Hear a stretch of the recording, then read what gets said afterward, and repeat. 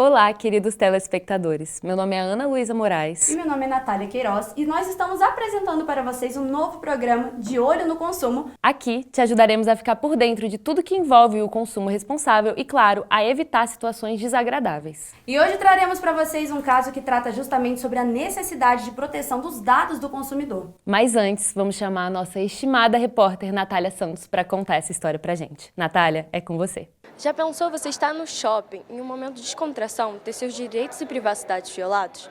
Foi exatamente isso que aconteceu com a estudante de publicidade Isabela Cesário, de 20 anos. Enquanto fazia suas compras em uma loja de departamento de um shopping em Brasília, uma atendente ofereceu a Isabela um cartão da loja, o qual ela recusou. Porém, no final de sua compra, a consumidora descobriu que o cartão já havia sido feito sem sua permissão e que não poderia ser cancelado. Isabela decidiu, então, contar seu caso no TikTok em um vídeo original que teve mais de 1 milhão de visualizações na rede. Então, no dia 6 de março, eu fui na Riachuelo e eu entrei na loja para dar uma olhada, assim, sem compromisso mesmo. E aí um atendente me parou me oferecendo a sacola da loja, eu aceitei porque eu estava com umas peças já para experimentar. E ela falou, tudo bem, você está com a sacola, mas vamos fazer o cartão da loja. Eu falei, não tenho interesse, eu não moro aqui, eu não sou de Brasília. E aí aquela insistência do atendente, meio que a função dela fazer aquilo, né, pra gente fazer o cartão. E aí eu falei, coloca meu CPF pra gente ver então. Depois de muita insistência, mas assim, eu já sabia que não ia liberar, porque já me foi avisada em outras lojas também, por essa mesma insistência, que eu não tinha score suficiente. Aí ela colocou pra ver, só colocou, vamos ver se vai liberar. E aí, quando ela colocou, ela falou, liberou R$200. Aí eu falei, ok, mas mesmo assim eu não tenho interesse. E aí não passou nem 10 minutos e ela voltou com a superior dela, e aí nem foi ela que conversou comigo, já foi a superior falando e me empurrando assim pro caixa, me direcionando pro caixa, falando para que eu não conseguia cancelar aquilo que eu tinha começado a fazer, porque senão eu teria dívida com eles. E aí me colocaram para sentar numa mesa para finalizar esse processo que eu precisaria finalizar, não dava para cancelar. E aí nisso eles colocaram uma pessoa para me atender que era muito simpática. E aí nisso, enquanto ele conversava comigo, ele falava assim, olha, chegou um código no seu celular, me passa aqui para eu completar o cadastro. E aí eu fui passando para ele os códigos. E aí, ok, finalizou aquilo, ele me deu um papel para assinar, eu assinei. E aí ele falou, olha, seu cartão e seu documento, sua identidade, vou deixar aqui no caixa, quando você voltar para fazer o pagamento, você pega. E fiz uma compra de R$149,80. E aí voltei no caixa, eu tava com meu cartão de débito na bolsa, dava para eu pagar ali na hora, só que eles falaram que eu precisava ativar o meu cartão e que eu precisava passar o cartão da loja. Só foi sair a fatura no dia 6 de abril. E aí eu recebi um e-mail, quando eu abri o e-mail estava R$237. Aí nisso eu já achei muito estranho. Quando eu olhei, de fato, era esse valor e eles tinham acrescentado mais proteção, um seguro de saúde e um seguro residencial. Fui na loja, né, física, cheguei lá na moça e falei, olha, vim aqui pagar os R$149,80, que foi o que de fato eu gastei com as minhas roupas, mas eu não vou pagar todos esses extras que vocês adicionaram. E ela falou que não dava para cancelar porque a fatura tinha fechado. A advogada e doutoranda em Direito Empresarial e Econômico pela UNB, Mônica Fujimoto, explicou se a atitude da loja pode ser considerada coação e deu algumas dicas de como o consumidor pode se proteger desse tipo de situação.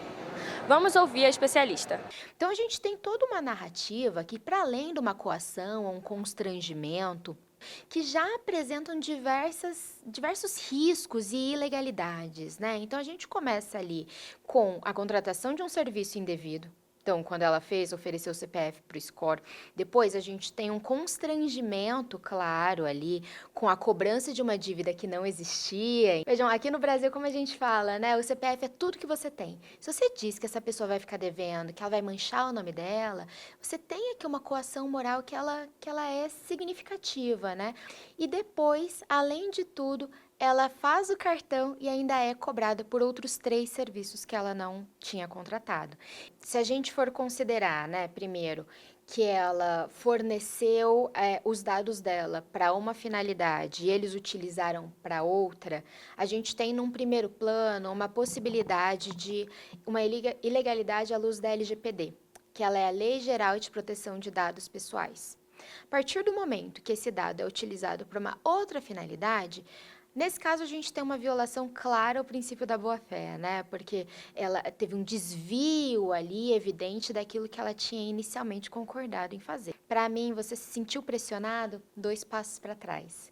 Por mais que essa possa ser uma oferta fidedigna, uma oferta que existe, uma contratação que realmente ela vai cumprir com aqueles termos que foram apresentados, a pressão para mim já é o primeiro sinal de que, olha, aquele consumidor precisa refletir um pouco melhor. Então, acho que esse senso de urgência é uma característica muito clara de quando são aplicados golpes, né? Mas a minha dica é leia os contratos. Leia os termos, entenda exatamente o que está sendo contratado. Porque por mais que você tenha o direito de depois reivindicar no judiciário, junto ao PROCON, em outros lugares, é uma dor de cabeça.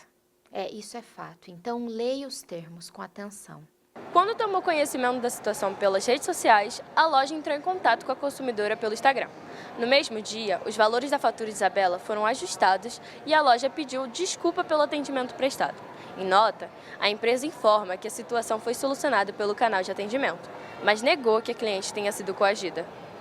Que situação, Natália, mas situações como essa servem justamente para que a gente fique atento enquanto consumidor, para que não aconteçam novamente. Completamente. A questão dos dados pessoais realmente é algo crucial nos dias de hoje.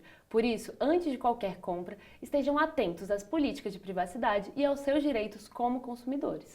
E Ana Luísa, mudando um pouquinho de assunto aqui, você já passou por alguma situação envolvendo companhias aéreas?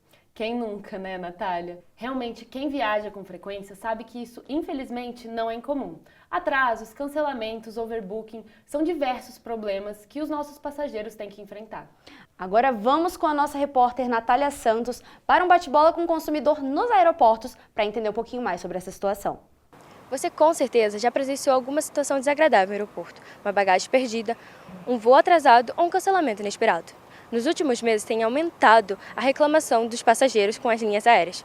A falta de comunicação clara e eficiente por parte das companhias aéreas agrava ainda mais a frustração dos passageiros. Muitas vezes, os viajantes são deixados sem informações sobre situações de seu voo, aumentando a incerteza e o estresse. Agora vamos mostrar o que a população tem a nos dizer nesse bate-bola com o consumidor. Você já sofreu algum problema com companhias aéreas? Sim. Já. O que eu já tive de problema, que eu achei que foi pior, foi em relação à bagagem. Já tive cerca de 3 bagagens que quebraram durante o transporte. Eu tive que entrar com processo de restituição das bagagens, solicitar conserto, ir no balcão para poder fazer isso. E eu acho que é um pouquinho desgastante esse setor. Acho que poderiam cuidar um pouquinho melhor das bagagens que nós enviamos, até porque hoje tem um custo. Antigamente, quando isso aconteceu, não tinha o custo. Mas hoje, além de você pagar caro pelas passagens, não é um serviço barato, você ainda tem os custos de despacho de bagagem. Não foi rápido. Por 2 vezes tentaram consertar minhas malas e não conseguiram, e após isso me deram outras malas de qualidade inferior. Na verdade, o que mais marcou foi que a gente fez uma viagem para a Espanha. Quando nós chegamos lá, a nossa mala foi extraviada. E aí aquele transtorno, né? De não ter roupa, de solicitar, fomos em vários guichês. Aí depois aquela demora, que aí eles programam, um boletim, que chegou, vão né? te entregar, né? Só que geralmente eles demoram muito tempo para entregar. E outra coisa que a gente também reclama sempre é a questão da forma com que eles cuidam das malas, né? Aí mala volta sem rodinha, toda judiada, então é uma reclamação que a gente tem. Na volta a gente reparou que a mala tinha uma roda quebrada. Segundo a Associação Brasileira das Empresas Aéreas, entre 2022 e 2023 houve uma melhora no relacionamento entre companhia aérea e consumidor. No entanto, as queixas de consumidores contra empresas aéreas apresentaram um crescimento. No último mês de 2023, por exemplo, foram registradas cerca de 24 mil reclamações no site do consumidor.gov. Eu passei em 2018. Estava viajando para um concurso e nos informaram que o voo ia atrasar. Chegamos no avião, chegamos a quase entrar no avião e nos informaram que não tem tripulação, não tem comissários, não tem nada. Então nós voltamos para o aeroporto e recebemos a notícia que o voo foi cancelado.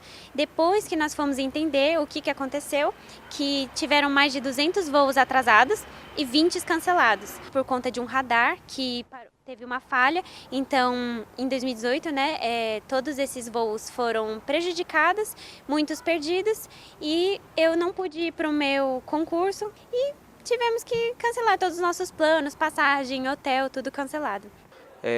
A gente estava voltando de Fortaleza e a gente pagou para deixar a mala, inclusive, no avião. Quando a gente chegou aqui em Brasília, a nossa mala simplesmente tinha sumido, as 2 malas tinham sumido. Não sabiam onde estava a mala, não sabiam, para onde tinha ido, e a gente ficou 2h30 até conseguirem saber onde estava a mala. Depois de 3h30, mais ou menos, a gente conseguiu. A gente foi sair do aeroporto, se não me engano, acho que era umas 5h30, 6h da manhã. Nenhum auxílio, nenhum mesmo.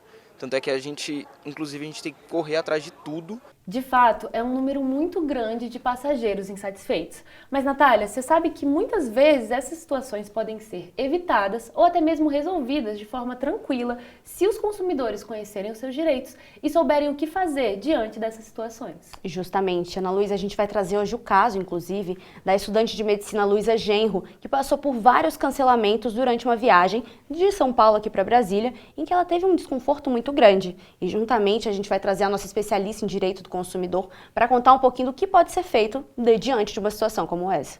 Infelizmente, eu já passei por uma situação bem desagradável com uma companhia aérea no ano passado, em que eu e meu namorado, nós compramos com bastante antecedência 4 passagens, 2 de ida e 2 de volta, em agosto. Por situações adversas que não tem nada a ver com a companhia, trocamos as passagens, tivemos que pagar. Na volta, tivemos que fazer uma conexão em Guarulhos.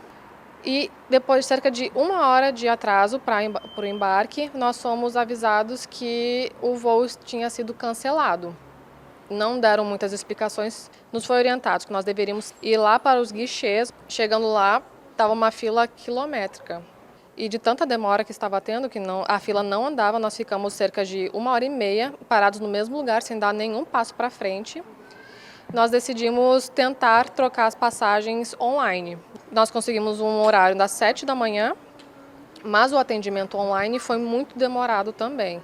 Também não tivemos orientação de voucher, foi tudo por conta própria, alimentação, cerca de 10, 11 horas que ficamos. Então, sem nenhuma orientação e nenhuma ajuda da companhia aérea. Quais que você diria que são os direitos dos passageiros? Existem uma série de situações em que o embarque do passageiro ele não é realizado, então seja por motivo de segurança operacional, troca de aeronave, overbooking, atrasos, e aí surgem uma série de direitos para esse passageiro. E a companhia aérea tem essa obrigação, tem várias obrigações que tem como objetivo minimizar esse desconforto dos passageiros, enquanto eles aguardam essa realocação de voo. Então, a partir de 1 hora, é obrigação da companhia oferecer comunicação, internet.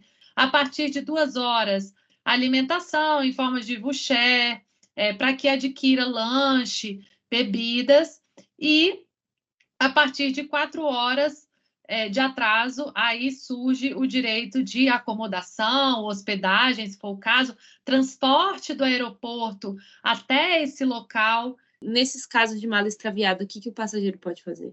Bom, nesses casos, procurar sempre a empresa aérea para relatar o fato. Assim que você constata o problema, quando sai do voo, já imediatamente verifica, confere, porque quanto antes se avisar a empresa aérea e constatar esse problema, melhor. Além disso, utilizar o canal oficial consumidor.gov. É importante que esse consumidor também registre tudo, em forma de fotos, etc., para reunir provas, né? Como eu comentei, comprovar todos os bilhetes, se eventualmente tem algum compromisso importante, inadiável, ou que você não pode atrasar, também comprovar isso, reunir essa documentação, porque isso pode interferir no valor da indenização, né? Que a gente esteja sempre atento que a gente tem uma série de direitos, tanto indenizatórios, quanto também até de reclamar, né, perante tanto as próprias companhias aéreas, quanto também aos portais como consumidor.gov, nas nossas redes sociais e na própria ANAC, que também dentro do aeroporto tem escritórios físicos ou canais de atendimento via telefone. Bem, Caso você passe por qualquer problema na hora de viajar, lembre-se de guardar os comprovantes de pagamento e os bilhetes aéreos, além de, claro, registrar os tempos de atraso, se for o seu caso. É importante o consumidor também ter esse conhecimento, Ana Luísa, que existem ferramentas e profissionais que elas podem buscar nesse tipo de situação. Por exemplo, entrando em contato com a Defensoria Pública, procurando advogados ou até mesmo buscando os juizados especiais. Perfeito, Natália. E é importante também que o consumidor conheça o consumidor.gov, uma plataforma que oferece um serviço público, online e gratuito, que faz essa intermediação entre o consumidor e as companhias aéreas, facilitando a solução de problemas. E se você, consumidor, passou por alguma situação nos últimos tempos que você gostaria de contar pra gente, entre em contato. Você pode mandar o seu nome e as informações sobre o seu caso para o nosso e-mail, deolhonoconsumotv@gmail.com. No mais, busque sempre por conhecimento e fique atento ao De Olho no Consumo para mais histórias e orientações e dicas do consumidor. E por hoje é só. Para quem chegou até aqui, muito obrigada pela audiência e até a próxima. Até mais!